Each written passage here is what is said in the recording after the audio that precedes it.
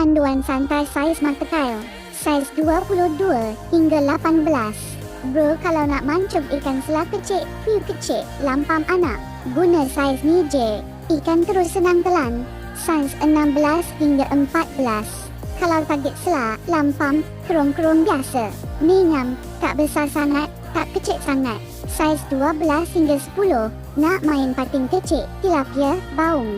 Mata ni paling ramai kaki pancing guna. Saiz 8 hingga 6. Kalau ikan dah mula kasar macam keli, patin besar sikit. Pakai ni baru sedap layan tarik. Saiz 4 hingga 2. Target ikan besar bro. Keli besar, patin monster, tongsan. Mata halus memang diluruskan nanti. Saiz 1 hingga 10. Ni level bos dah. Kalau nak lawan ikan monster, memang guna ni. Tarik pun padu. Mata kail bukan makin besar, makin bagus. Yang penting kena dengan mulut ikan dan umpan.